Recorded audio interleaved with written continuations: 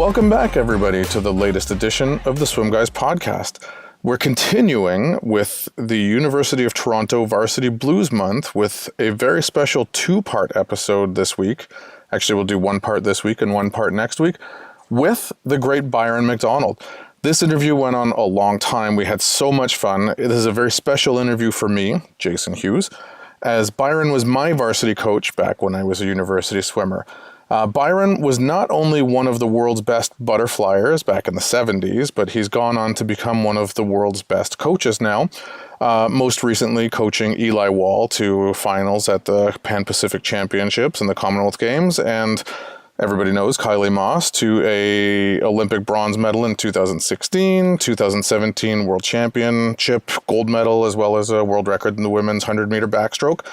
So we had a lot to talk about. This week, we are going to focus mostly on his swimming days, and then we will continue next week with part 2 when we get into his coaching days. So please enjoy. Here's Byron! All right, so it's working again. There we go. Okay, so today we're with Byron McDonald, head coach of the University of Toronto and my former coach. And as you have heard in the intro that I'm still to record. Byron was a former national team swimmer for Canada, and are you in your 39th or 40th year here? I think this is the end of 39 when I'm going to start 40. There you go. Amazing. So 4 decades of 4 decades of coaching, and I love it. As a benevolent dictator at the University of Toronto. And I didn't start out in coaching. It wasn't what I was going to do, actually. Thank you very much, Byron. What were you going to start out in? My undergraduate degree is in commerce. Okay. My dad was a big business guy, and I fully expected that I was going to go into business. When I was in high school, I wanted to make some money, and we actually didn't have morning workouts, so I had a little more time, I guess. I wasn't as exhausted as many of the kids are today, and so I started a lawn cutting business in grade 10, in the neighborhood that I was at, and ended up with 30 or I think 40 houses that I would regularly cut the grass. And I kept that up in grade 10, grade 11, grade 12, made enough money so that I was able to sort of have money to spend when I went away to university. So I kind of got the idea of business. I liked that idea. Yeah. And then I did my 4-year undergrad in business. And then the whole reason I got into swimming and coaching was that back then, because Canada got the Olympic Games in 1976, so you back it up, and the awards were given out 6 years ahead of time. So that was in 1970 when Canada won the bid. And in order to do that, Canada got the bid. They said, okay, well, now we need some athletes. So we better do something here to motivate everybody. So they started the federal carding system around 1970. Maybe it took a year to get off the ground, but right around the early 70s, they started the national funding program, which was called carding. And in order to be a carded national athlete, you had to be at a certain rank, which I was. I was top 10 in the world, but you had to go to school. Okay. That was the one caveat, which doesn't exist now, but it did back then. So I said, well, okay, I got to go to school. So what am I going to do? I decided that I better go back and get a master's degree then, all right? So, because I wanted to keep swimming, which we could talk about later, and what stimulated that. But so I went back to school, and I was kind of tired of business by that time. Yeah. I actually did a semester at UofT, which again I'll mention in a second. And I decided I was tired of business, and it was going to take me too long to do my undergraduate degree in physical education at UofT because I was going to have to do too many makeup courses. Right. So I went back to where I'd done my original undergrad commerce degree at Michigan, and they were allowed to get me into the master's program very quickly. Okay. So I did my master's then in education, specializing in recreation. And all of a sudden it was like, okay, and I need a little extra money because there was no scholarships. I had a little bit of funding, as I said, federal carding from Canada. So I ended up coaching part-time to make some money with the local Ann Arbor Swim Club. It was 10 and under kids, absolutely loved it, and said this might be something I might want to pursue. And then after I retired in 76, so happened that York University, this is where life has its very interesting little twists. Yeah. York University had a coach. I mean, it was a very brand new university, only 6 years. I think it started in 69 or 70, so it was a pretty new university. The coach quit, and he had been the swim coach, and he had lectured in the physical education department in recreation. Okay. And they said, we want somebody with a master's degree in recreation who can coach swimming. I mean, you That's could you. not have written a better, you couldn't have written a better resume, all right? And back then, everybody was idealistic and said you had to have a master's in order to coach, which I think they've lessened the strings on that lately around the country, but back then you had to. So the fact that I got lucky and in order to get funding, I had to get a master's, and then all of a sudden the job opens up. They want somebody with a master's in the field that I was doing.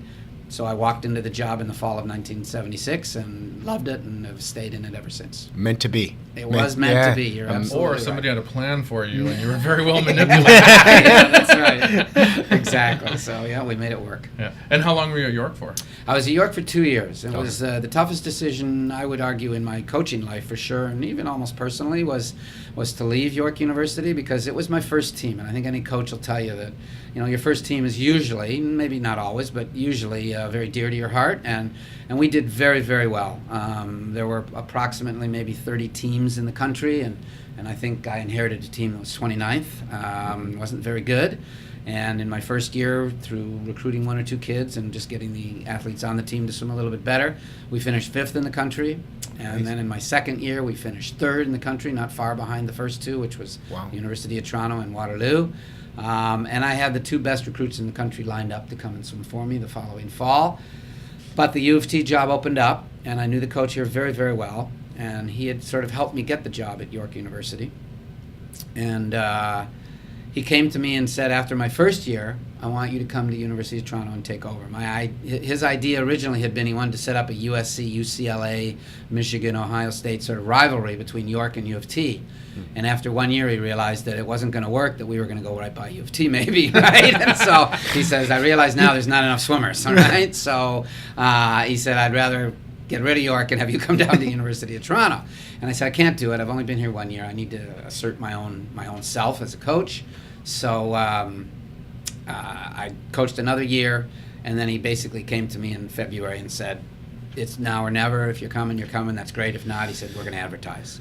So I said, okay, I'm going to make the move. And at this time, I'm only coaching men as well. All right. So you have to realize that York has no engineering program, and a third of your team could be engineers probably. And UofT had a 50-meter pool. York only had a 20. It was opening up actually that year I was going to come down, and of course UofT has a world-renowned name. York was a new university, so really the stats were all there for me to make the move. It was just it was a very tough one personally. I was very, very close to the athletes and the swimmers, and I had a team meeting with all the athletes day after we had I was coach of the year by the university sport organization. We finished 3rd. We were great. So I had to have a team meeting a couple days later, and I had to tell them what it was, and I had a very hard time doing it, and I was stalling, I was beating around the bush, and one of the athletes says, what's the matter, Byron, you having a hard time? And I said, yes, Cameron, I am. I'm having a very hard time because I love you guys, and I've taken the job at the University of Toronto. And it was, dead silence in the room, and it was an awful feeling. But it was a decision that I had to make. I phoned my own coach, and I said, should I do this? And he said, absolutely. He said, you're too close to your swimmers. It's an emotional decision you're making. You've got to make a logical decision on this.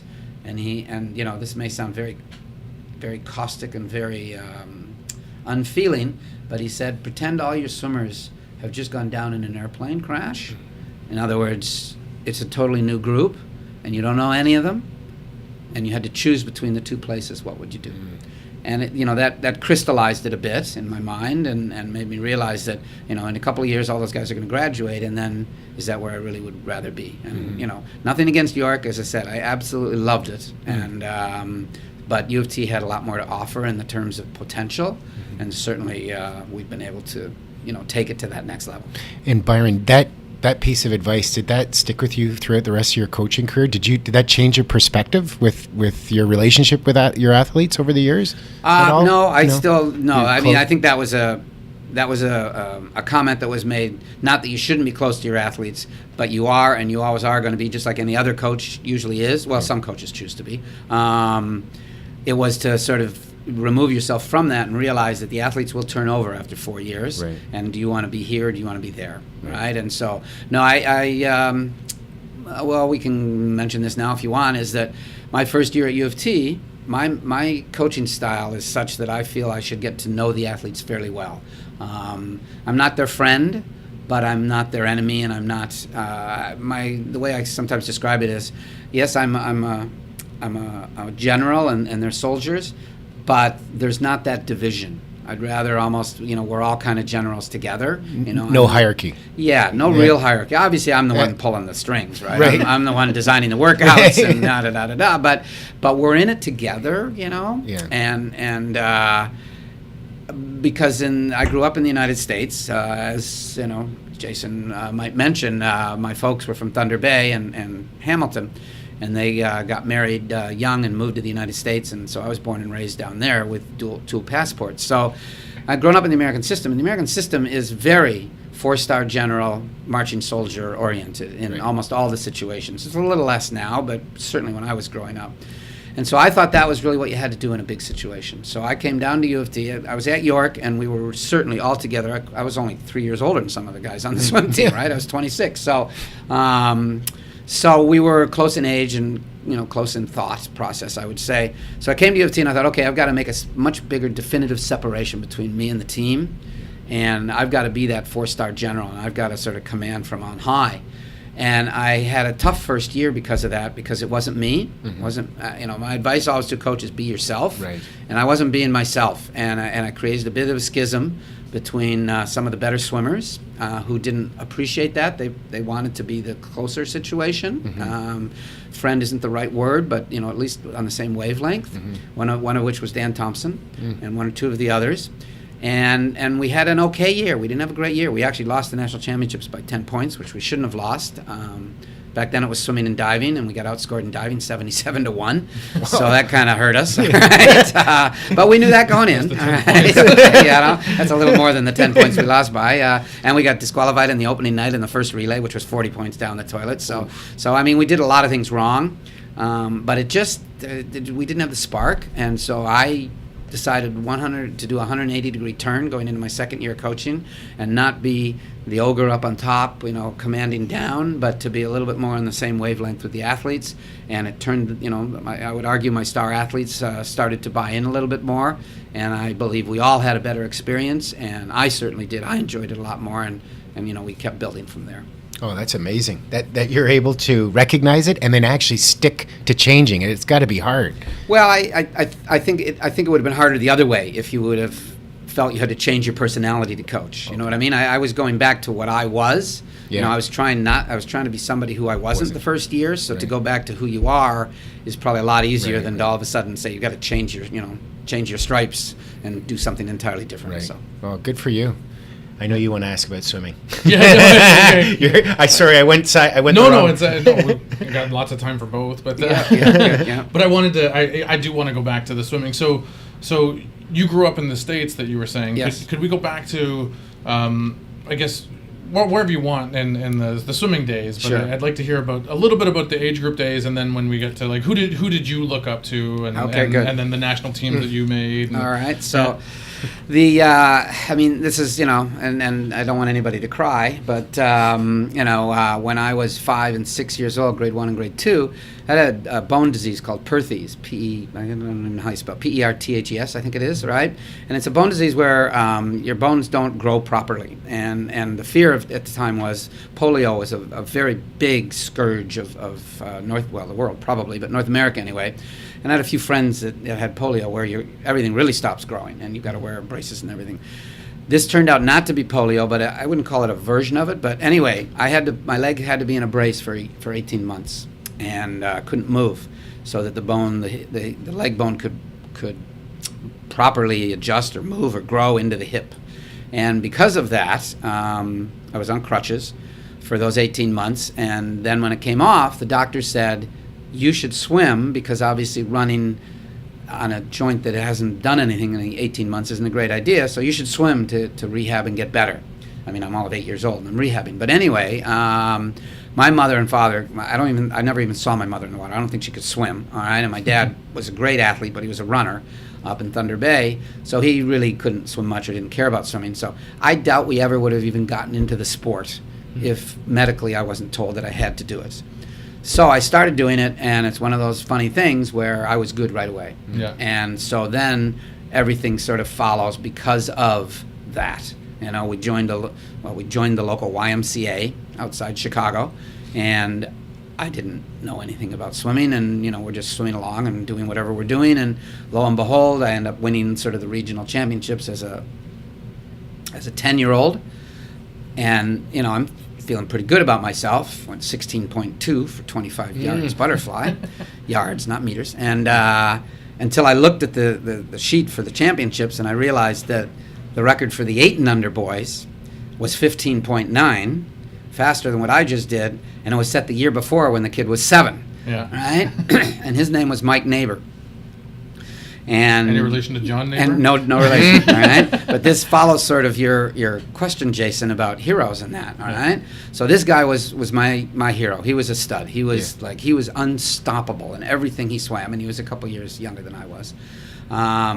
So then, my parents helped form a local club team, and this is in the pioneering days when there weren't a lot of swim teams, swim programs. They were mostly out of YMCA's and community centers. So to form a private club and hire a coach was a pretty big deal back then. And so they went out and hired a coach, a former national level swimmer anyway, Eleanor Cameron. Can't believe I remember that name, but anyway. And so she was our coach when I was 11, I think it was 11, 12, 13-ish. And then we went off to high school. And while we were sort of competing at the 11, 12, 13, 14 age group, there was a boy named Barry Mendelssohn that was the big stud at the time. Yeah. And he was my next big guy that I, idolized and looked up to and said, I've got to beat this guy, but I just couldn't.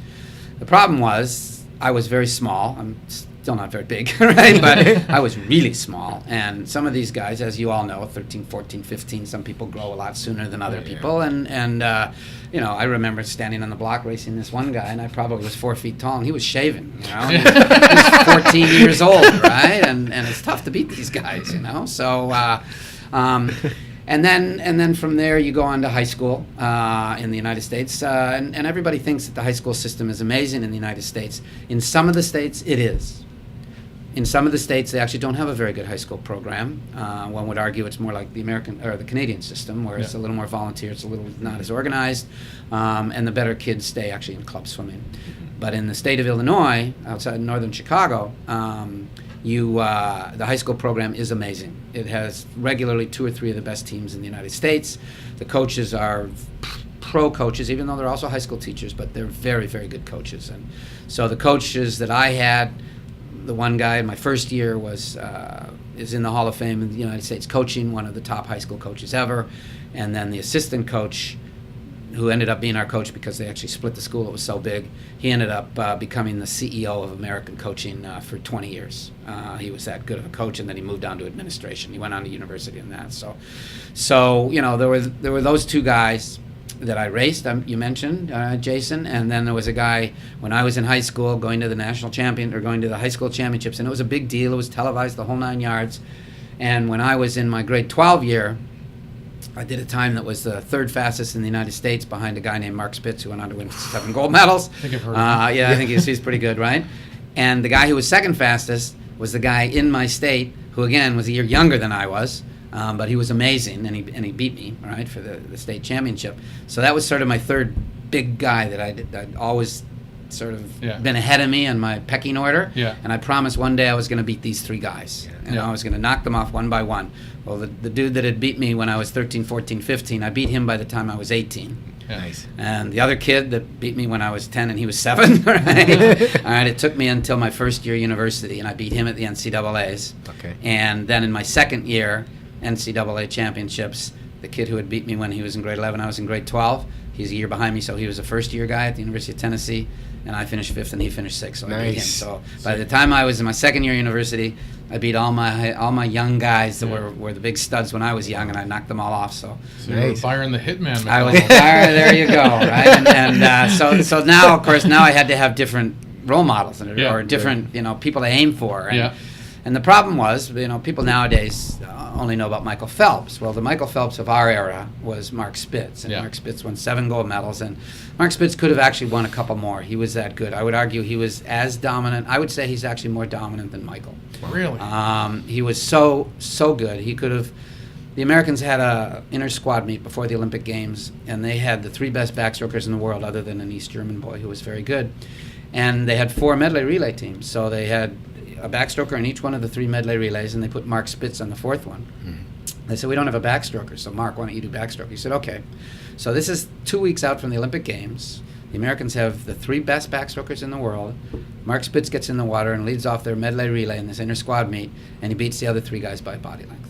All right? I mean, that's how good Mark was. He held the world record in the 200 am at one point and didn't swim that at the trials. There's the type of story we're trying to get. Yeah, okay. Wow. And he was the best guy in the 400 freestyle at one Yeah. time, right? He couldn't swim 12 events at the Olympics, you know? So And you he couldn't go pro back then. No, Yeah, and that's- that was the reason that some people haven't heard of him, is that he was amazing as a 17-year-old in high school, went to the Olympics, was supposed to win 5 or 6 gold medals, had a little bit of problem with pressure, and he was a little bit brash, and a lot of the kids didn't like him and kind of picked on him, and that was not great for a 17-year-old's confidence. And That was 68? that was in 1968 in Mexico, so he had a bit of problem there, all right? He one would argue he choked a bit, all right, and lost his confidence, lost his in himself, and he really performed kind of very mediocre for him. And then he spent the next 4 years getting ready to go, and then by the time Munich rolled around in 1972, he was unstoppable. Yeah. He had been unstoppable really in grade 12 too, but he just had some confidence issues, and now he had his confidence back, and he was ready to go. So of course he thumped everybody and won his races easily. But you couldn't be a pro then. You couldn't make any money off your sport. That was the rules of Olympic competition up until the late 80s, I believe it was. Yeah.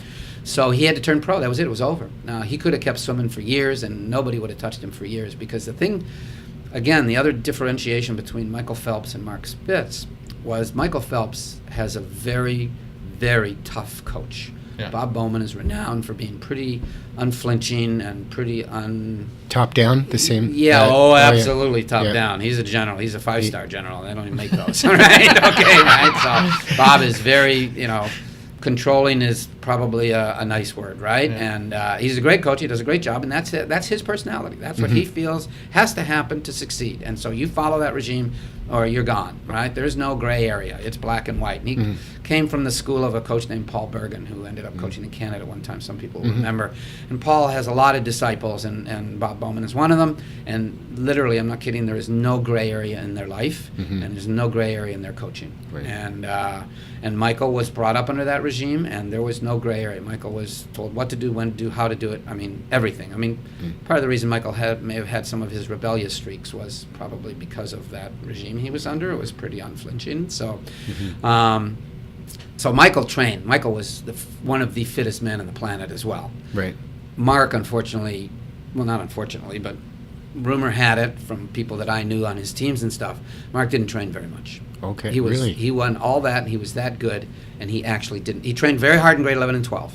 May have burned him out a little bit, maybe, right? But at university, he didn't train very much. He just did enough to get by, and he still beat everybody by body lengths. Wow. I know, he was that good. He was supple, very supple. He didn't look like he had a lot of muscles, but he just controlled the water, grabbed the water. Must have had a phenomenal cardiovascular system, because he never looked like he was winded or hurt or tired. It was stunning. So that when I stood up on the blocks, and the people that I was racing, when we stood up on the blocks, you basically looked at everybody else and said, the gold medal for us is the silver medal, because there's no chance any of us is beating Mark. And so, wow, Byron, was he in your 100 my fly, class. your 100 fly in Munich? Yes, he was. So every time I raced this guy, right? Yeah, I mean- NCAAs every year, dual meets every year. I raced him a lot, and of course I never beat him. But there were times when I might come close, but I think it was only because he was not looking, Right. not trying. All right. So I mean, I was top 10 in the world. I was That's- 6th in the Olympics, right? Yeah. I'm one of the best butterfliers in the world, but I know that there's no chance that I'm beating this guy. So that's an amazing thing, and I've got to ask right now, because I've been told by my friend Joe Agos, who swam with Yes, you yep, back yep. in the early '90s. He said, no matter what, ask Byron about Munich. So Okay. I don't know what that means, other than I know you were there, but he said ask you about Okay, Munich. so yeah, this is a very interesting side story, all right? And everybody, well, certainly everybody of a certain generation knows of the terrorists that attacked the Olympic site in 1972 in Munich. Yeah. So we were there, and swimming had ended on, for sake of argument, I can't remember the date of the attack, right? But swimming had ended I believe it was 2 or 3 days before the midnight raid by the terrorists. The Summit Series, the phenomenal hockey series between Canada and Russia, was taking place at this time. And again, people today may not know it as such a big deal, but it was the biggest deal in the history of Canada, basically, at the time. The NHL players had not been allowed to play in the Olympics. The Russians had been winning the Olympics in ice hockey. The Russians said, we're going to play against your pros. So it was going to be our pros against what everybody realized was the Russian pros, even though they were called amateurs and were allowed to be in the Olympic Games. Again, back to what we said earlier, you weren't allowed to be in the Olympics if you were a pro, so NHL players couldn't play in the Olympic Games in ice hockey. So this was a very special series, 4 games in Canada, 4 games in the Soviet Union. And Canada kind of thought they were going to kick the crap out of the Russians and came in out of shape because the games were in, of course, late August, early September, which is before the hockey season, so none of them were in shape. And so Canada got thumped pretty good. They lost 3 out of the first 4 games in over here. And then we went over to Russia, and slowly they were getting in better shape, of course, and then they were starting to win. So it came down to the last game, and whoever won this game was going to win the overall series. And I think Canada was down 4-2 or something at one point, and then fought their way back. And so I'm getting ahead of myself a little bit because that was the big series. Well, this was the second night of this series, the second game in history, and it was in Toronto, and it was high technology back then to be able to actually broadcast that live over to Munich, because all the Canadians and the Russians wanted to watch it. The rest of the world didn't care. They're all at the Olympic Games. They're watching the Olympics, right? But all the reporters and even the athletes wanted to see what was happening in this amazing Summit Series of hockey. So swimming is over. So the press village was about 1.5 kilometers from the Olympic Village. Mm-hmm. And that's where they were piping in on a big screen the game from Toronto. So my best friend and I, George Gross Jr., his father was the sports editor for the Toronto Sun, before that the Toronto Telegraph. So he had been training with me that summer. He had missed the Olympic team, but he was over there. So we went over to the press village and saw his father there. And so we're watching the game. The game ends at 3:30 in the morning. Of course, that's 10 o'clock Toronto time, but we've got the time change over in Germany. So we've had a few beers, and so we decide, we're going to walk back to the Olympic Village. So picture the Olympic Village as a big, giant square, rectangle, because there's 10,000 people. It's like its own little city. So we walk back, and the Canadian dorm is in the northwest corner of this rectangle.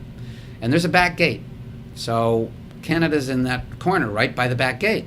So it's great. We're going to go in the back gate, and we're laughing, all right?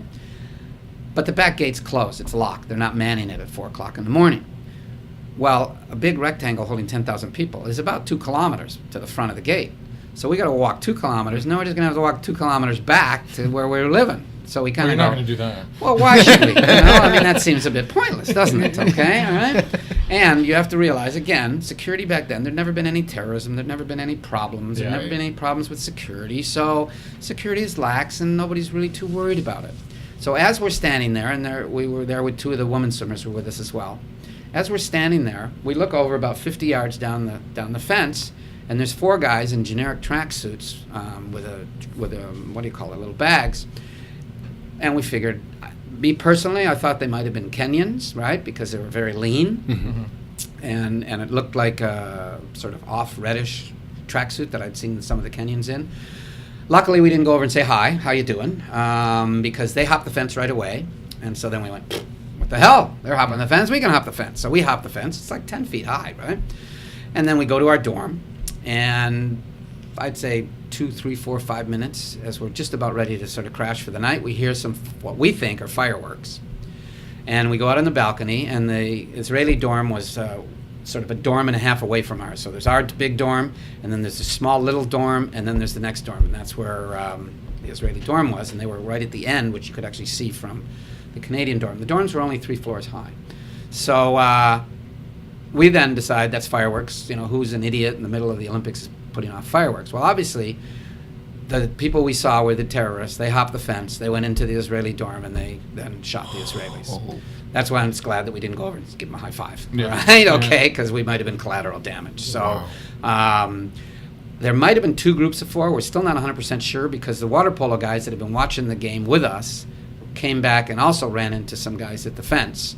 Unless those dudes hopped the fence and then came back over and hopped it again, right? Yeah. But we both saw basically the same group of people that hopped the fence, and within minutes then heard the explosions and heard everything, and that's when obviously the terrorists had attacked. But we didn't know that. We thought it was fireworks, so we went to sleep, and we woke up in the morning, and of course all hell's broken loose, and we're quarantined and nobody can get out, and the problem with the Canadian, just final point is, the problem with the Canadian dorm was, in order to get to the rest of the Olympic Village, i.e. the cafeteria and everything else, you had to walk into an open area that was at the end of our dorm on the way to the rest of the village, and it was right in front of the Israeli dorm where the sharpshooters were hanging out, where the famous pictures of the terrorists in their masks were sitting on the balcony. So we couldn't do that, so they had to put some makeshift ladders up behind in the total northwest corner of the village. We had to climb up these ladders up over the 10-foot fence and then down the other side of the ladder, and then walk around to the front of the village if we wanted to eat or do anything like that. So it was quite an experience. Did not understand the magnitude of it at the time, of course. Reflecting later, of course, it's more scary and eerie and awful. I'm not so sure we could have obviously affected anything. Those guys were pretty well on a mission. I'm sure the best case scenario would have been collateral damage. Worst case could have been even worse, probably. So, but it was humbling to think that we were that close to something that was that awful. Wow. So, yeah. Wow. So, yep. Did that affect you later? No, it's a good question, Jason. It didn't, and some people have wondered why it didn't, and I we watched the tanks rolling in and the soldiers, and it, because you had no background experience in that kind of horror and that kind of event, with terrorism of any kind, or war of any kind, or those kind of battles, there was no mechanism to necessarily gauge how awful it was. Yeah. I actually, when I'm looking at all these soldiers and everybody, I honestly felt that I was waiting to hear a director call cut. Okay, print. That's good. We've got our little scene now for the movie, right? Yeah. Like it didn't seem like there was any urgency or fear or anxiety attached to it. Yet, obviously, there is. And now, if you're confronted with that situation, you'd be scared out of your mind, right? Yeah. Because you understand the ramifications and where it's going to lead. So we And did have just as a quick aside, Jason. Karen James was one of the two women that was with us on the team, and she is of Jewish faith, and it didn't hit her right away either. Again, because we had no concept and no way to deal with it on an emotional level. But about 10 years later, it actually hit her like a brick, and she has become much more involved in certain movements and things now because of that situation that she lived through. Was there something else that triggered, so what was the trigger 10 years later for her? I really haven't talked to her at length about it. I just think she finally realized that it was a bigger event than it really was. I mean, it was a big event, right? But her involvement or being there, and my comment is we couldn't have done anything to stop it. Right? No, there's no it way. was happening, right? Yeah. So anyway, So that was a big event, obviously, and what was really unfortunate is that it really reflected poorly, I feel, on the Germans, because they got tarred with not doing proper security or proper this or proper whatever, right? And there was no reason. They actually did a great job. It was the most amazing Olympics ever. I mean, it was so, it may sound whatever, people say the Germans are very organized. Well, holy mackerel, were they organized. I mean, this Olympics went like clockwork. I mean, the facilities were unbelievable. It was one of the first real modern Olympics. It had been in Mexico 4 years earlier, and there was issues there simply around altitude, which was awful for the athletes. You'd have never had the Olympics in Mexico City at 7,000 feet. And of course, there were a lot of athletes got very sick, all right? This was massive scale, huge, first with really live television. So the world was able to watch and pay attention, and like I said, everything was beautiful. It was clean. It was new. It was organized. It was it was great. And then you had this unfortunate incident that could have happened no matter who hosted. It could have happened, right? And so they kind of got blasted for not doing everything properly. But I think they ran a phenomenal Olympics actually. Hindsight is always, what's the expression? Hindsight is 20/20. Yeah, that's right. Yeah, I'm sure security has never been the same. Oh well, no. Now I mean, I think that's one of the issues. My understanding is Calgary is having a plebiscite now to whether or not they want to host the 2026 bid for the 2026 Olympics, And one of the concerns always cost, obviously. And one of the biggest costs, I think, now is they have to allocate $1 billion for security. Yeah. $1 billion just Yeah. to pay people to be around there. I can't think. Well, I guess there was that one incident in '96 Atlanta. where there was the bombing, Yes, but other that's than right. that, I can't think of No, it's been hearing pretty amazing. about any. It's pretty amazing. security Mind you, issues. I think they're, that the $1 billion does a lot of Yeah. does a lot of security, right, and a lot of pre-event screening of potential issues. And Yeah, stuff, you're not right? getting And- like fourth-year university bouncers. Yeah, I think you're getting the best of the best of the best, right? Yeah, And yeah. then I think you're bringing in and you're calling favors to get, Right. people from other agencies around the Right. world to sort of say, hey, you guys hear any chatter where you guys are about Yeah. something?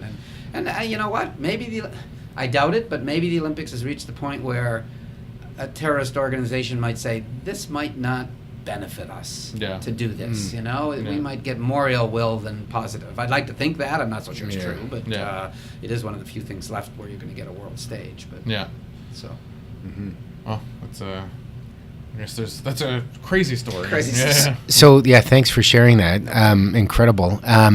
So going back to that Olympic swimming wise, is that what is that one of your proudest moments, that race? Or Yeah, that's a great question, right? And I had several very proud moments, but one of the reasons the Olympic one is such a proud one is unfortunately I'm not strong enough to just like the things that I want to like. I'm a function of society and everyone else, and everybody else cherishes the Olympic Games, and they really don't even know anything else exists. And so therefore, if you sort of want to have some prestige associated with your career, that little tick box of being an Olympian is a very, very big deal. It's magnitudes above any other achievement.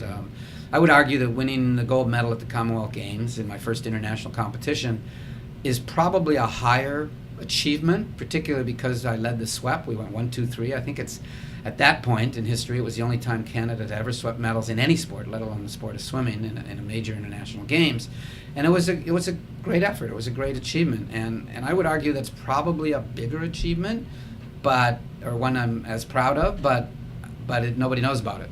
Yeah. And to Well, they will now. have, Yeah. there you go. We have dozens of listeners. There you go. So to get street cred, the Olympic one is the big one, Yeah. right? And we all know that, and that's why I'm very, obviously proud of getting to the Olympic Games and being able to be in the final. And as I was swimming the semifinals, I swam the preliminaries, and I knew that I could be in the top. There were semifinals. There were some Olympics where they didn't have them, but there were semifinals back in '72. I didn't know And that. I thought that just started. No. was It started, recently. well, the reason they started with the semifinals was that the games were smaller in essence, right? Doing in the boycotts Yeah.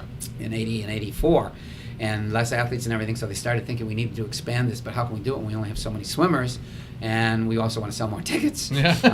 So we can start adding some semifinals. But way back in '72, they did it based because it was like track and field. They were thinking that, right? Oh, and in '72, you were still allowed 3 per country as well, right? Yes, you were. Yeah, Okay. you were allowed 3 per country, and that changed because of the boycott in '80 and '84, where they didn't want the Russians to sweep when it was in Russia, and they didn't want the Americans to sweep when it was in the United States. So that was when it went down to only 2 per country in the Olympic Games and World Championships, which were going to come along shortly after that. So yeah, it was 3 per country. So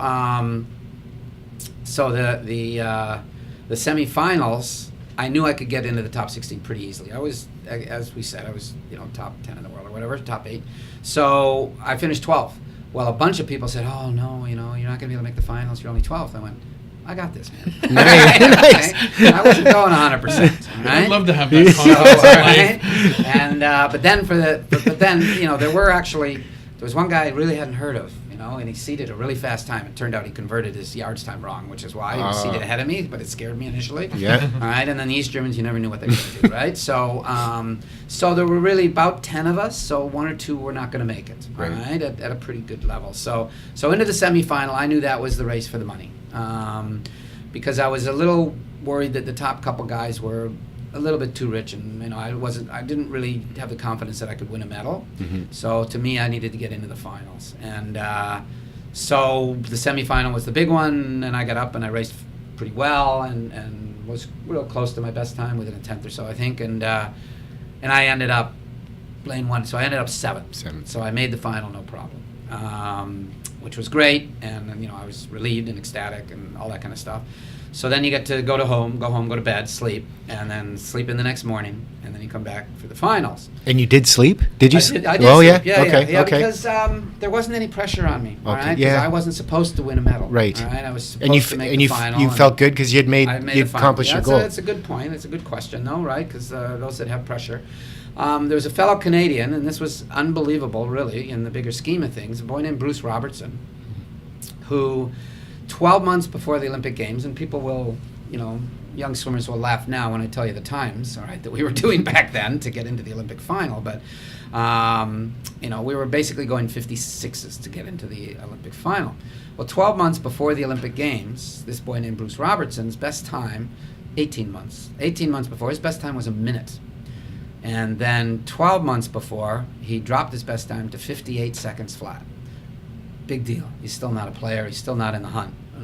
I'm watching him swim that 12 months out going, this boy's got a really nice butterfly, he breathes too much, but you know what? He's got a nice, powerful butterfly. But again, he's got 12 months before the Olympics. He's not going to drop that much, right? Well, at the Olympic trials, he went 56.5, and he out-touched me. And now, again, I wasn't worried about making the team, but I was worried about making the team because I'll mention in a minute why I was worried. So we're both going to the Olympic Games, and he's 56.5 and I'm 56.8. So we're going in seated at a 5th or 6th or 6th and 7th, something like that, going into the Olympic Games. So we go to the prelims. Just mentioned, I ended up 12th, and Bruce I think was 7th or something like that, or 8th. On the semifinals, Bruce lets rip with a 55.5. And I'm looking at the results going, where in the world did that come from? This guy was a minute 18 months ago, right? So anyway, he's just hit his, he's done everything perfectly. He's advanced way faster than anybody in the world. Nobody's ever heard of this kid, including myself, right? He's out of Vancouver, and it's great. So he's now in the final. He's seated in lane 5. He's qualified 2nd. Mark Spitz, the big guy we talked about, is 1st, of course. And I'm over in lane number 1. So, what was it that I wanted to come back to? Worried about... You're going into the final. Sleep, you slept. Yeah. Anyway, Bruce... making the team. Yeah, and Bruce is over in lane number 5, right? Yeah. So we're going into the finals, and I swim my race. There's one small little thing that happens, all right? And, it's take your mark, go. And there had been 2 false... Back then, you were allowed false starts. Mm-hmm. And the false start was on the field, which is stupid. Track and field, it's on the person. Mm-hmm. In swimming, it's on the field, all right? So, in other words, there's an Aussie who loved to false start, all right? At the Commonwealth Games 2 years earlier, when we won the gold medal, his name was Neil Rogers. He false started twice there, too. I didn't like getting in the water. It's a pain in the ass, all right? So... Here we are, Olympic finals. He's over in lane 8. Neil Rogers again. All right, we 1-2-3'd him in the Commonwealth Games. Okay, even though he tried to get one of us. What he was trying to do was get one of us to screw up and get disqualified. Really simple, right? Okay. Olympic Games, he's trying to do the same thing. He likes false starting, right? And that has a follow-up story in a minute. So, and this one I'll remember. So, so he false starts at least once. I'm not sure if it was twice, but it was at least once. So we're on the blocks. Take your mark. I thought I heard a little bit of a sound that wasn't, the beep, the go, or anything. It was, I thought it was a guy starting to say, stand up or something like that, right? So I started to stand up, as did the East German boy in lane number 3, Roland Mathis, who was a world-class backstroker and decided to try the butterfly and posted the 2nd fastest time in the world. So, which again, when I was talking way back when about, there were 10 guys. Well, all of a sudden this guy showed up, decided to swim, and I said I was worried about the East Germans. Well, he's amazing, right? He could swim anything, and he chose butterfly, unfortunately. So he was in there and he qualified 3rd. So he stood up worse than I did. He was totally erect, and I was just partially starting to stand up, and the gun went. So we're screwed, okay? So there was no chance of me moving up. I swam fast. I mean, I almost did the same time, considering I had such a horrible start. Mm-hmm. It screwed the East German boy. He would have finished 2nd for sure. But as it was, he finished 4th. He was like 100th behind, but he gave away a full 2nd. I gave away probably a half a second. He gave away a full 2nd. There was a big delineation between the 5th and 6th guy, me and an American boy, and the first 4. Those first 4 were over there.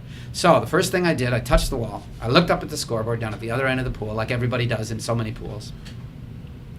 And I looked for my name, and I started from 8 and moved my way up. All right? And I knew I wasn't first. Right? So every time you don't see your name, Yeah, absolutely. And here's the very, very funny thing. And I have this diploma on my wall here, right? All right? And it says, congratulations, you finished 6th place at the Olympics. Yeah. Because swimming used to be 6 people in the final, and track used to be 6, and they expanded it to 8. They'd never updated the rules of protocol, and protocol was that if you finished top 6, you got a diploma. Yeah. If you're 7th or 8th, you got nada. Oh, all right? So my goal was to make damn sure I was in the top 6. Yeah. So I started at 8, and I went 8, nope, 7, nope, yeah. Yes. All right, I got my diploma, okay? All right? And I was 6th, right? So then I thought, okay, now where'd Bruce finish? Let's Yeah. go up. I went 5th, no. Oh my God. 4th, oh my God, he won a medal. 3rd, no. And then I knew he wasn't first, right? So he finished 2nd. And so I'm in my lane 1, and I look straight across. After I looked up at the scoreboard, I looked straight across over to lane 5. And Bruce has got this look on his face like his eyeballs are as big as saucers, his mouth is open, and he's a pretty quiet, reserved, shy guy. And he's not screaming, but you can see he wants to scream. He's basically just going, oh my God, right? Like, he cannot believe he just won a silver medal from a guy that couldn't even make the national team 12 months earlier, right? And so I was ecstatic for him. It was great, wonderful thing. I mean, the only downside is that he was so fast that he then also got on the medley relay 4 days later, which won a silver medal, which I kind of had the lock on until he showed up, right? So right. in essence, he did cost me an Olympic medal, right? So, and back then, if you swam the preliminaries, they didn't give you a medal. Nowadays, if you go to the Olympic Games and you help the team advance to the final, Yeah. you actually get an extra medal. You get a medal for your efforts. Right. Back then, they didn't do that. Wow. So, How did you get him back? You're a spiteful man, aren't you? I just patted him on the back and said, "Holy mackerel, man, you really deserve that. It's amazing." But Yeah. Byron, did you talk to the East German? Did you guys? Was there actually a noise? Like, what was that you guys? Because he heard something Yeah, too, you right? did. No, you weren't allowed close. Oh, so to you the don't know- Germans or the Russians. So we don't know what it was. No, I have no idea what it was. Wonder. All right. You He's know? that was Roland Matz, you said, right? Yes, Yeah. yes, I was looking up a couple of your races last night on Wikipedia, and I saw it. I was like, he's the backstroker. Yes, that's right. I didn't know he was in your final, but No, and he could have won a medal in the 100 free too. He was an amazing athlete, and the East Germans. We all know the East Germans were doped to the gills, right? yeah. Did But- you know that back then? No. No. Right? 72 we didn't know, right? Because they really weren't a presence. Yeah. Right? Roland was it, and Roland was winning. Roland won the gold medals in backstroke in '68. Yeah. All right, and the East Germans had no women. They came on.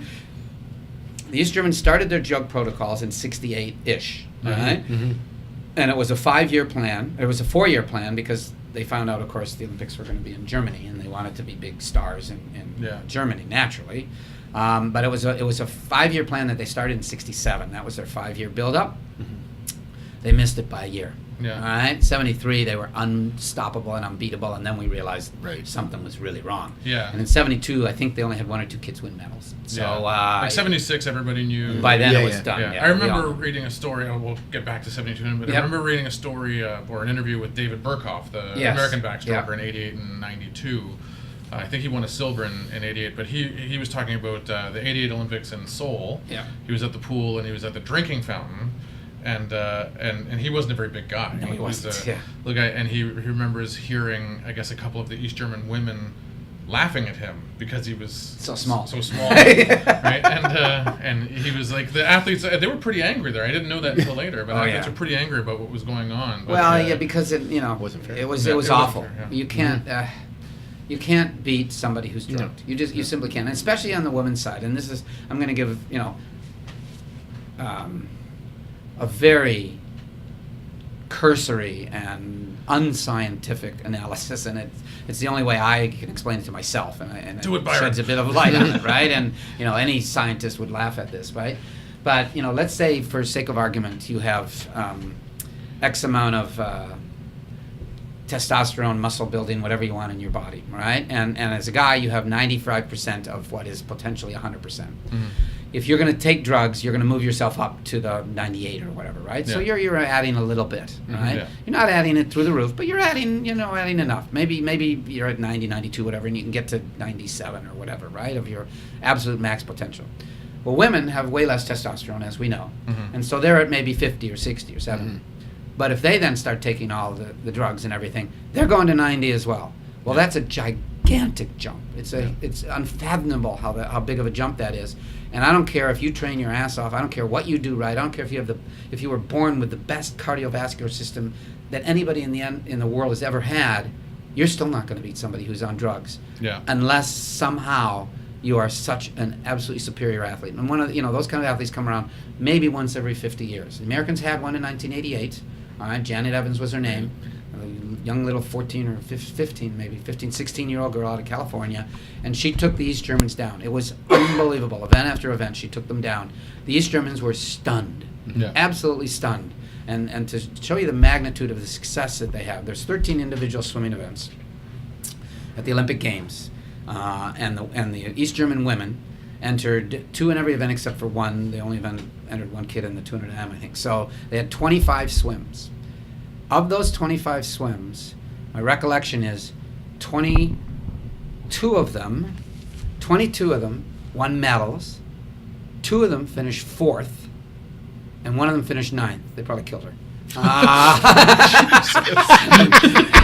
Making a facetious comment. Okay, all right? Maybe banned her to the gulag. But anyway, the point was that you cannot perform with that kind of predictability.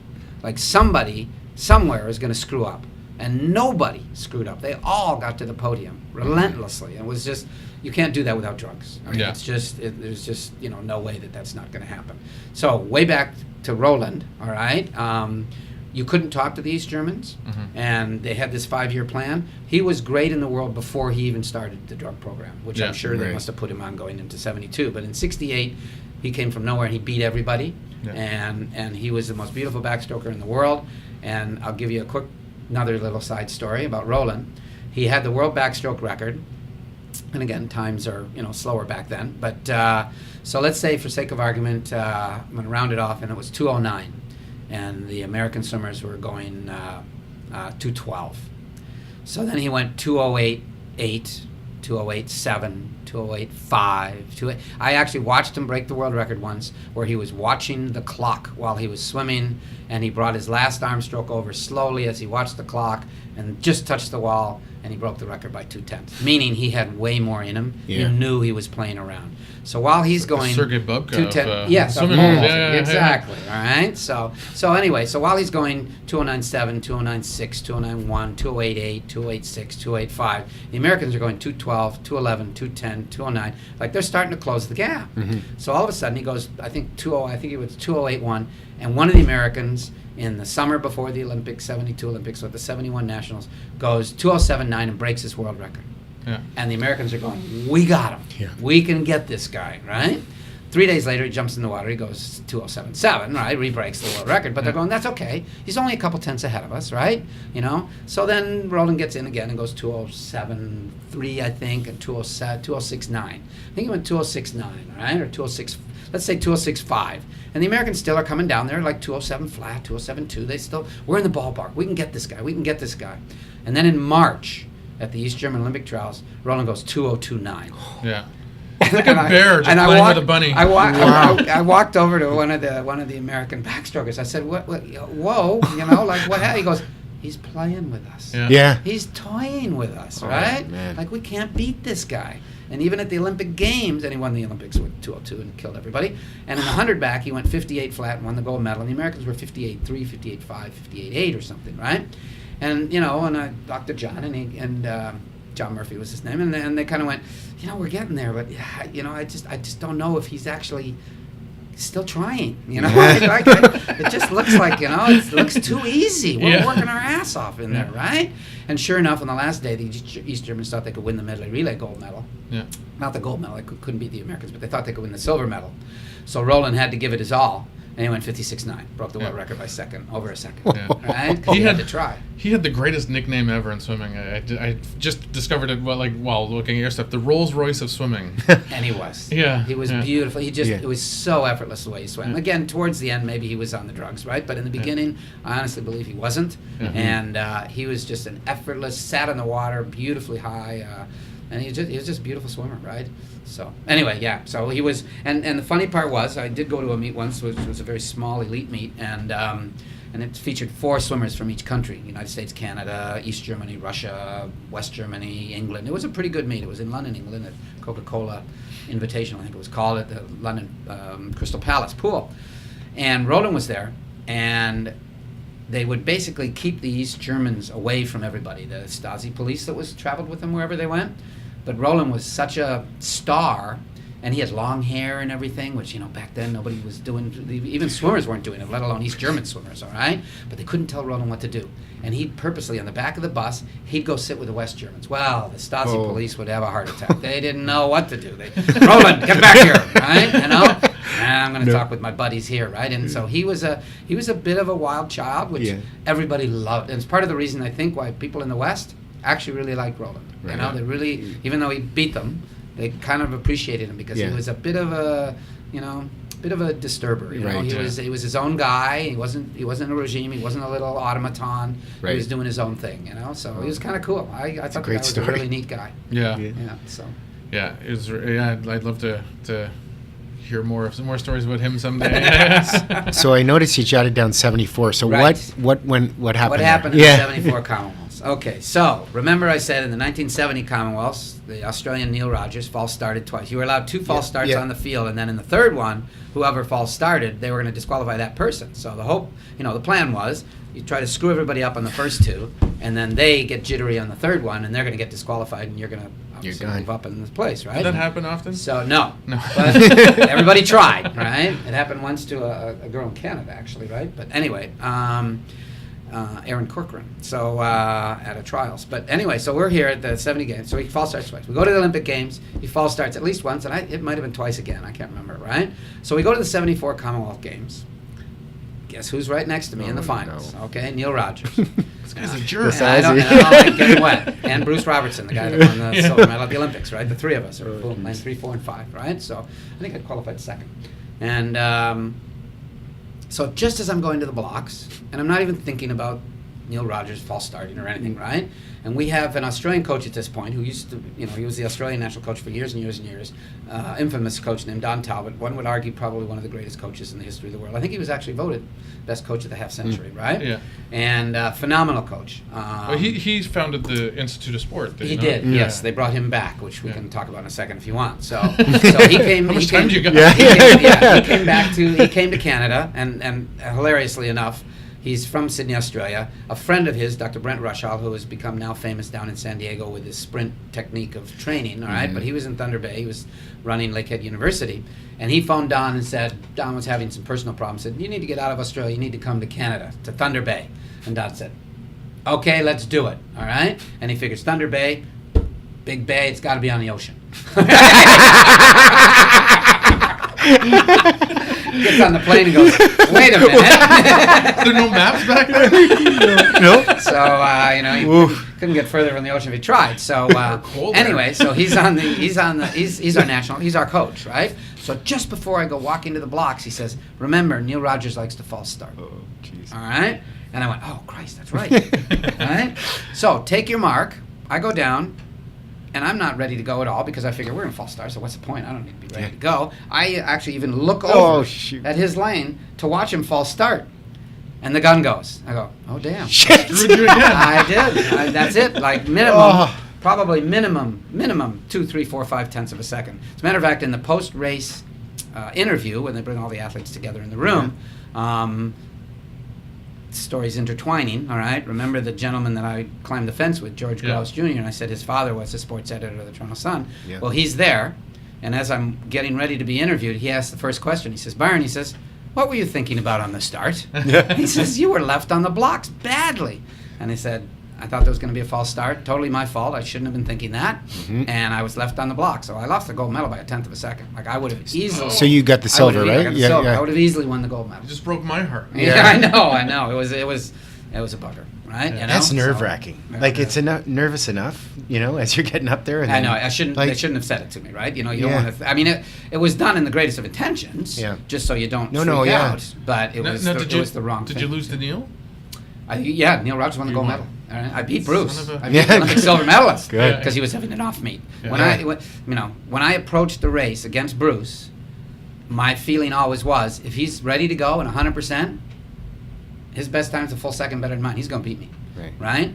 But he had a tendency to overtrain a bit Yeah. because only because he was trying to do a lot of events. He was a multidisciplined, very tough competitor. He'd swim the 100 free, the 200 free, the 100 fly, the 4x1 relay, the 4x2 relay. You know, like the medley a lot relay. of people that can do that. Yeah, it's a lot of swimming, and so sometimes I think his coach might have made a bit of a mistake and overtrained him a little bit coming in. Yeah. You know, whereas the Olympic build-up was a lot, and he wasn't in quite as many events, and maybe it was just a longer build-up, so he was more rested and swam fast. But anyway, I think he was a bit tired there because he was a second and a half off his best time. Right. And so I was able to beat him, and that's how I got the silver. So what was that time in 74 faster than your Olympic time? Yeah, a Do couple you tenths faster. And is that your fastest swim, 100 fly? No, then What's your a year later in '75, again, I decided, you know, we mentioned earlier that I decided to keep swimming. In order to do that, I had to get federal money, I had to get funding, so I had to go back to school. Yeah. So when I was, after the Olympics in '72, it was perfect timing. I'd graduate university, so I did the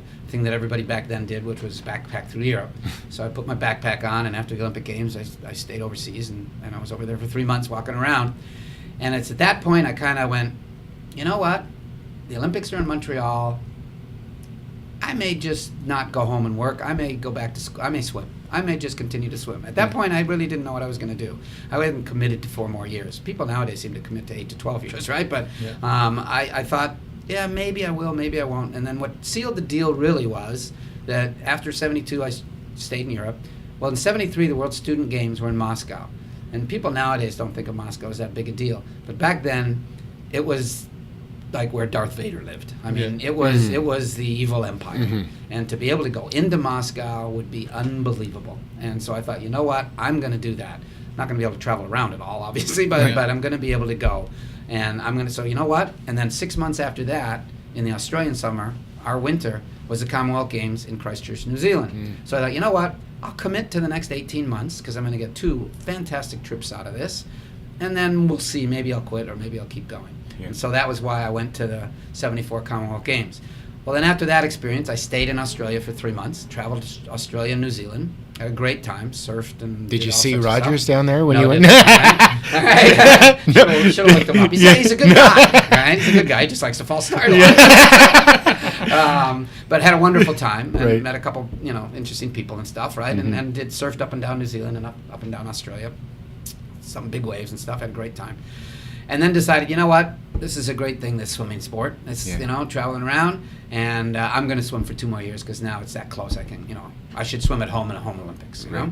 So then in '75, I was back at the University of Michigan. And then, unfortunately, the trials were late. I'm trying to remember for the World Championship, it was World Championships. It must have been in June.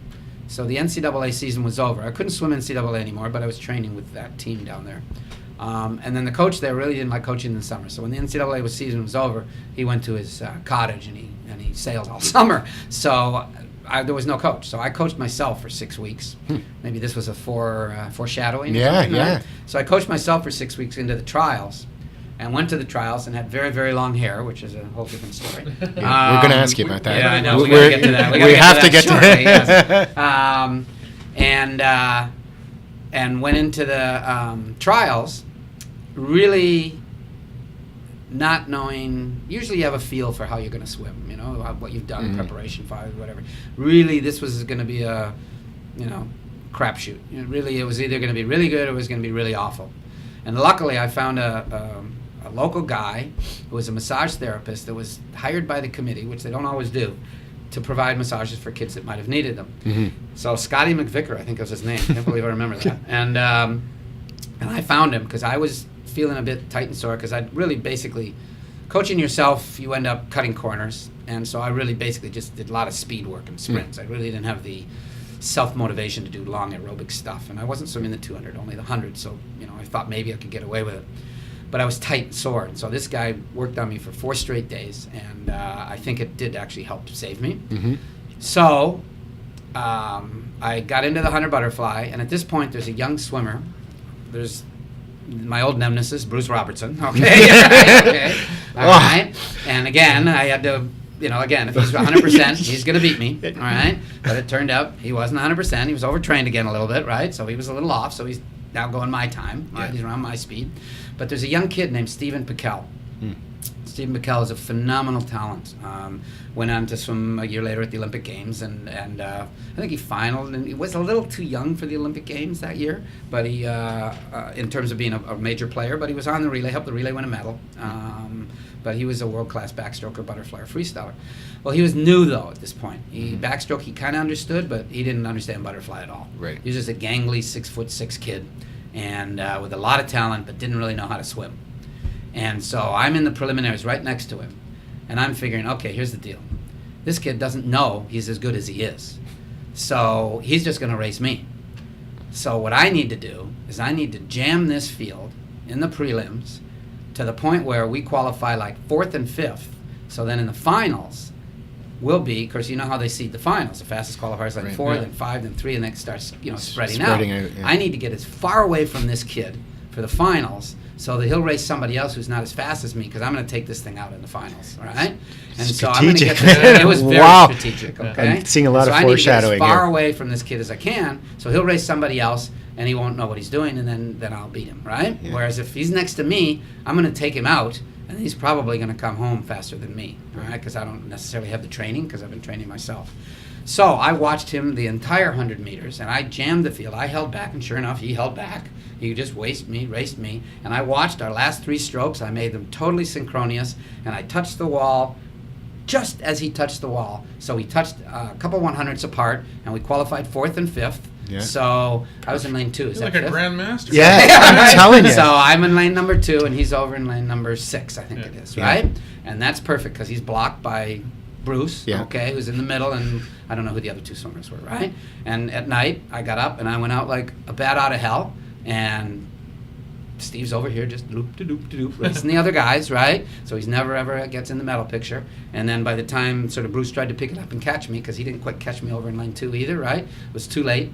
And I won the trials, did my Nice. lifetime best time by 0.3 of a second, 56. So wow. Went to the World Championships. Holy mackerel, that's amazing. And That's how it's so done, Junior. and well, so basically what you're telling me is you were the best coach you ever had. There you go. Yeah. Well, for 6 weeks. Yeah, Okay. that's awesome. Maybe I was the best strategist. Yeah. But yeah, no. There's an old saying: a man who coaches himself has a fool for a coach. Yeah. Okay. Right? So I think they say the same thing about lawyers. yeah, exactly. One other funny little insight or whatever is, at those way back in 1970, the Commonwealth Games, we had swept the medals in the 100 butterfly. So we're on the medley relay, and we won the gold medal in the 100 back, we won the gold medal in the 100 breast, and we won the gold medal. Canadians won the gold medal in the 100 fly. Yeah. So I mean, we should whomp in the medley relay. The problem was our freestyler. He was a good freestyler. Bob Castian's his name, great guy, but the Olympic champion was the Aussie. And back then, the differentiation between sort of the best and the next was pretty big. Nowadays, it's tenths of seconds. Back Right. then, it was Right. seconds of seconds. Wow. And so their guy was 2 seconds faster than our guy. Was a good swimmer, but Sure. he was 2 seconds faster than our anchor man. So we're kind of looking at this, going, okay, do we have 2 seconds? And between the 3 of us, we should have had, we basically, Bob was saying 2 seconds my ass. All right, you guys got to give me 3. This is Michael Wendon on the end here. Okay, all right. Like I need a damn big lead to beat this guy, right? Yeah. I don't want to look bad, all right? Like give me I need a couple body lengths here, right? Well, their backstroker swam out of his mind, and so our breaststroker hit the water right even with their breaststroker, and their breaststroker also rose to the challenge. Now I did beat Your fly. my false start buddy. Yeah. Okay, all right. I did beat him by a couple of seconds. So, Okay, wow. So in the individual race, so I shouldn't be too afraid if I take off even with him, But anyway, their breaststroker swam really well as well. So I probably only had about 2 or 3/10 lead on Neil Rogers, the Australian. So basically, it's going to be up to me, and I felt confident that I could do something. So I actually was 58 flat to win the 100 butterfly, and I split 56.5. So I split really, really, really well, and that gave us, and he only split 59 or something. So we got a 3-second lead. So Bob was very happy on the end. Yeah. He had his 3-second lead, and we won. But the interesting part about it was that I'm swimming down the lane, and I had a lot of speed compared to the other guy. So I turn around and come back, and I'm in the middle of the lane, and probably at, what would that be, say 35 meter mark, 35 meters to go. And what crossed through my mind was, it was a very shallow pool. It was like 4 feet deep, the entire pool, which creates, of course, big waves. And so I thought, so this guy's, going to be about a body length behind. So if I can get a little further ahead, he's going to start to get the chop from me. But it's going to be a lot more chop if I'm over closer. So within 1.5 strokes, I moved over 2.5 feet right on the lane line and kicked as hard as I could. So I was creating even more waves. So when I touched the wall at the end and I looked back, I could see Aaron Rodgers swimming through these huge waves. Diabolical. And it slowed him down a little bit more. Right? That is amazing. All right. So anyway, it was all to help poor Bob on the end so that he had enough of a lead that we could win the gold medal. It's amazing. Like when I think of myself racing, and when we talked to Dan Thompson, like we're so focused on ourselves, and here you are thinking of all. It's amazing. Yeah. Yeah. Which I mean, can be a downfall. Obviously, I think there were times when I overthought things. I thought too much, right? So. But did it take the pressure off yourself? Maybe thinking of the other, like putting. Yeah, at the same time, but then you think of too many parameters, right, maybe too, right? Sometimes it's better to be better focused on yourself, right? You can take too many things into account. And okay, here's puts your comment earlier about the best coach, right? I'll give you where the best coach, coaching myself was the big mistake, and this is in 1970 at the Commonwealth Games. I was scared to death of the 200-meter butterfly. I don't think I'm the only person on the planet that's been afraid of a 200-meter long course butterfly, but I really didn't enjoy it at all. So in the summer of 1970, getting ready for the Commonwealth Games, it's the one summer that my university coach actually did coach, and he knew I was afraid of it. And so every day we'd have morning practices long course, the afternoons were short course. So at the end of morning practice, I think we did 4 mornings. He'd say, "Okay, that's it. Everybody go home. Byron, stand up, lane 4. 200 fly time trial." And I thought, okay, that's fair. I got no problem. I'm dead. I'm going to swim like crap, but I'm going to do it, right? So I thought, okay, that's cool. We did that, right? Next day, everybody go home. Byron, lane 4. Stand up, 200 fly time. He did this every morning, at the end of every practice. How long did you have to do this? All right, 6 weeks. Right? And so, but you want to know what? It's the best thing he ever did. All right? I went, I'm not afraid of it anymore. Nice. Yeah. This is brilliant, you know? I mean, I wasn't real happy about it the first 2 weeks, but I, all right? But the problem was, I went to the training camp, and we had a 3-week training camp, of all places, in northern Quebec. This is a team, at this point, is all English. And we're in northern Quebec. There's not a person in the entire city of Jonquière, Quebec, that speaks a word of English. And we have 40 swimmers here that don't speak a word of French, And so we're kind of isolated. But we're there for 3 weeks. Well, the coaches are good coaches, are doing a good job, but at the end of the last sort of, quality set that everybody's going to do, I said, no, I'm not doing it. I'm doing a 200 fly, all right, and a workout, which coaching myself was I didn't want to do the last little set because I wanted to be really rested for this 200 butterfly. So I'm missing all the speed work, which, of course, is key in a taper, of course, right? Yeah. So I'm bailing on the speed work, and I'm doing the 200 fly. Well, I got up and I did almost my best time in a 200 fly at the end of one of these workouts. The guy that I'm racing, Thomas Arusso is his name, is going, Jesus, I'm not going to be able to beat Byron. You look amazing, right? Well, the problem was I didn't do any speed work, and speed work's critical in a taper. And so I got over to the games, and I mentioned that, I went slower than my trials time when I won the gold medal because I wasn't tapered. I wasn't ready to go. That was the 3rd or 4th day of the meet. The first day of the meet was the 200 fly. I went 8 seconds slower than my best time. I was awful. I mean, on the last length, I came up and took a really high breath just simply so I could look way up in front and see where the race was and if our guy was winning, because I wasn't going to challenge. I was out of it. Right. And I should have been able to win a medal in that race. But I totally misread it, miscoached myself, and was actually pleased that a couple of days later I could actually turn it around and still win, because I was swimming so poorly that I probably should have lost that one butterfly. Wow. So. Don't coach yourself. No. Don't coach yourself. And did you? I didn't look up all the events, but did you continue swimming the 200 fly right through to 76? Good question. I bailed the second quadrennial. Yeah. Okay. All right. First quadrennial, I swam it at the Olympic Games. It's like IMers that drop the 400 IM, right? This is the old thinking too much thing, right? Right. So I'm getting ready to swim the 200 fly. My best time's about 15th or something, or in the Olympic Games, but there's no semis in the 200s. It's only heats, finals. And I'm going, I ain't making the finals. Why am I really swimming this race? So I really didn't put my heart and soul into it. And so I did a pretty average swim. Yeah. Right? So, and then after that, I didn't swim it I think I might have swum at the World Student Games in Moscow in '73, but then after that I bailed. I didn't swim it at all. And then the problem was, in '76, I moved to swim with Don Talbot, the Australian coach we mentioned that had come over from Australia, and he was in Thunder Bay, close to the ocean. And I kind of had to do everything he told me to do, which basically meant he was a fitness, like he trained the hell out of you. And so I started to get fitter and fitter and fitter, and so I thought, you know what, I might as well swim 200 fly. Right. All right? And I shouldn't have, because my heart wasn't in it, and I didn't really feel good about it. And so as much as I probably could have challenged, I just wasn't focused on it. So I finished, I don't know, third or fourth or fifth, I think, in the 200 fly. So I just missed making the team in that. But again, I was too much focused on that and not enough speed work. So I actually didn't even make the top 8 in the 100 fly at the trials, and I was, top 10 in the world or whatever, right? So I totally blew that taper. Well, it wasn't my taper; it was actually Don's, right? But he totally sort of misfired on it with me, right? He's a great coach. To this day, as much as I swam the worst I'd ever swum with this guy, I still say he's probably the best coach I ever had. And why is that? He was unflinching, sort of like we mentioned Michael Bob Phelps' Bowman, coach, Bob Bowman, right? He was unflinching, but he was unflinching, but he was a little. There are coaches out there that are unflinching, but they're unrelenting. They're a little unrealistic even. Don was very fair with everything. Was if you want to go 2 minutes and you're going 32 seconds on these 50s, go home. It's not happening. Like it was all time based. Like if you want to go this fast, you better go this fast, and you got to be fast in workouts, right? Some of it isn't all race pace. I mean, going 10 400s, you can't repeat 400 best times, but he was 100% total commitment. I mean, morning workout was at 6 o'clock.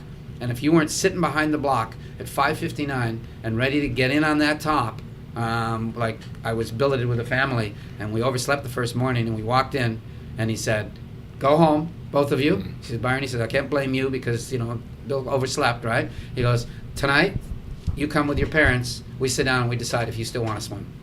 Wow. One workout, one miss, Wow. 5 minutes late. Wow. That was it. All right. It was like you are in 100% or you are out. Yeah. So. It's hard to do that now, I guess. It's impossible to do that now, Yeah. right? For many different reasons. I think one of the main reasons now is it's almost impossible to make the Olympics. Yeah. Back then, it was easy isn't the right word because it belittles the people that made it, but it was much less difficult to make because there was a turnover of talent every 4 years. Nobody stuck around for 2 Olympic Games. Right. Yeah. And so everybody had a shot. It was a clean slate. Now, 75% of the Olympic team is the same people the next 4 years. So there's only a couple spots that are open, and it's only 2 per event. It used to be 3. Yeah. So it was a way easier road back then. So you could get everybody to commit because 80 people thought they just had a one chance cycle. to make the Olympic team. Yeah. We're first of all, we're taking 30 or 40, not 20 like now, Yeah. and it was easier to make. So there's 80 people that started the quadrennial, or certainly the last couple of years, thinking they could make the Olympic team. Do you think that that'll stay that way? Like I remember watching, like in the 80s and 90s, you'd see like 22, 23 years old. By the time you'd see 26 years old make it, but they were old. They were kind of on their way out. And then you saw that switch where you started to see people getting into their late 20s, early 30s. Yep. Now it kind of looks like it's getting younger again. Well, it is. I mean, obviously, everybody in Canada knows who Penny Alexiak is, Yeah, right? yeah. So you can still get the superstars Yeah. on the women's side, not on the men's side. All right, at that age. All right. I think it's. I don't think it's going to get younger. I think you're going to see some younger people, but you're still going to have a difficult situation of making the teams, etc. Because the people are going around to a minimum 2 or 3 Olympics. So maybe you'll have some 16-year-olds, but then they're going to swim again when they're 20 and when they're 24. So they're still going to stick around. So you might get the odd 16-year-old to break in. Yeah. But then it doesn't open up a spot because now they're going to be around for 2 or 3 more Olympic Games. Yeah, I guess all right. So it's you can take a look at the Olympic final now. There's hardly a rookie in that field. Yeah. Almost all of them have been there. Yeah. Jason, you were telling me about a swimmer in Toronto, a younger girl. Just on the way here. Rebecca, someone? Rebecca Smith. Yeah. Okay, so Rebecca now is a young talent, all right? She's Penny's age. She's a year 2000 baby, all right? So she's coming to school at the University of Toronto in the fall, which will be very exciting to have her part of the program. I've known her since she was 15 in a cursory manner in the sense that Ben Titley, our national coach, invited her on some training camps because she was kind of ID'd as a young phenom at 15 in Red Deer, Alberta. All right, not the that of swimming. Okay, and had a very good coach. There's more resistance in the oil sands. I know. So, it's one of those funny things where, she's in a smaller town that's not known for swimming, but a coach was there named Mandy Smith, no relation to Rebecca Smith, just same last name, who, knew her stuff. And did a great job with this young girl. And so they invited her in some training camps, so she got to know. And long story short, she wants to come to Toronto to train at the National Centre for grade 11. Mm-hmm. And needs a place to live. And I sort of make a call to a couple of my alumni, Ron Watson and Janelle Watson, who both swam for me and got married when they met each other here. And they now live in the East End. And they said, we'd be glad to have a billet. Nice. And we'll board Rebecca. And they're a wonderful family. They've got a couple of young kids. At least one of them swims, I think. They're just great people. And so it's a wonderful atmosphere for Rebecca. She's, I think, very, very happy living there. And, of course, then did grade 12 there as well. And in the meantime, she's gone to Worlds, won a medal on the relay, and went to Commonwealth Games, almost won an individual medal in the 100 butterfly. She's one of the 10 fastest kids in the world in the butterfly, and she was on a relay that won a medal at the Commonwealth Games. So it worked out okay. So it's worked out really, really well for her. So there are going to be some of those, right? 16-year-olds that are going to make it, but by and large, it is older. And there was nobody old years ago because you couldn't earn a living doing it. Yeah. When you're 25 and you're still living in mom's basement, it gets old. All right. But nowadays, most of these people are, they're getting federally, they're getting what's called carding. They're getting money from Swim Canada or Swim Canada or Sport Canada or Swim Ontario or Sport BC or, they're not getting rich, but they can pay their rent, buy their food, and they're usually sponsored by, national centers or something so that their travel is covered as well. Right. So. Well, I was going to say it's normal to live in your parents' basement till your 30s now with the prices of real estate. If you live in Toronto or Vancouver, all right, it is, 2 of my 3 kids are living at home. And they're in their 20s. Actually, that's just an interesting question. Did any of your kids swim? Yes, my oldest son swam. His name is Troy, and lo and behold, he was a 100-meter butterflyer. Yeah. Okay, and he beat my best time, which is I'm quite pleased that he did, to be honest. Right. The only problem for him is he's 40 years late. Right? That doesn't get you to the Olympics anymore. Right. So he swam for me at the University of Toronto here. I was scared to death of him actually choosing the University of Toronto. He was going to go to Dalhousie because his buddy that he. So many of our friends are in our swim programs when we grow up, and one of his best buddies was in Toronto Swim Club with him, and his best buddy was going to go out east because the older brother went out east, and the family was originally from Halifax. So Troy was going to go to Dalhousie, and it was a pretty well done deal. He did go out there and visit and said, "Yeah, it's kind of small, Dad." It is. Been growing up on the Danforth in downtown Toronto, but he was still pretty well going to do it. And then on the last day that you have to make up your mind to accept the University of Toronto admission, he changed his mind and accepted UofT. My wife, of course, is ecstatic because it's home.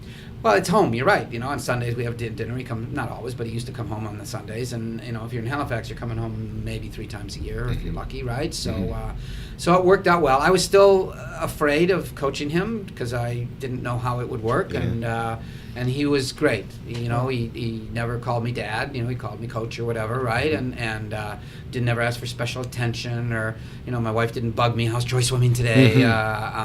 I felt I was able to treat him like one of the other swimmers. There was never any special treatment or anything, and he improved, which obviously is wonderful, and helped us win a national title one year. So got to experience a real good career, I think, and really enjoyed it. So that's great. It worked out all the way around. My other son started in swimming, but also did diving and liked diving a lot more, and became a national level diver real quickly, a junior national diver, but then hit the board at the nationals. Hurt himself and then fought back for a year, and then in the first dive at the next nationals the next year, same exact dive, hit the board and thumped himself pretty good again, and then of course there was a bit of fear about the board, and if you're a diver and you've got fear, it kind of runs out pretty quickly, right? So then he kind of bailed on that. And my daughter was a gymnast. And, Yeah. I mean, talk about a crazy sport. You know, at Yeah, 6 my- years old, they identified her. Your kids are doing My gym? wife's a gymnast. Oh, so, there you so- go. All right, and she was probably and- identified like my daughter Yes. at 6 years old. Yep. And they said at 7, they said, okay, we think Yep. she should start coming in the evenings now instead of just Saturday afternoon. 4 hours a night. Well, and I said, Yeah. okay, 5:30, right? And I said, I pick her up at 6:30. They said, no, 9 o'clock. I said, pardon I me? know, it's crazy. This girl's 7 years I old. know, yeah. But she was hooked. I mean, the Yeah. first year they spent half the time crying, right? But after that, you know, then they're happy. And, you know, her best friends to this day are her gymnastics buddies. Right. Well, some of her best friends. How She's does got a that few others, conversation so. go? Don't worry, honey, you're gonna cry for maybe a year. Yeah. Maybe a year. Well, yeah, my wife was on a broken ankle for a year and didn't even realize it. Oh, yeah, like it's. And they all get injured. I mean, yeah. That's what, and eventually my daughter got injured and you know, and bailed, right? Yeah. And it worked out great for her. She had fun, and then at 16 bailed, and then could do school sports, Yeah. you know, and so did the swim team and the track team, Oh, and nice. the curling team, and the whatever, and field hockey, and got to know a whole other group of kids because gymnastics is pretty all encompassing. Yeah. You know, and so you didn't have any high school friends. Right. So. Right. So it worked out great. So yeah, Oh. so my kids turned out great. It was Cool. yeah. Cool. Great. Yeah. Do you have any other swimming questions, or how much?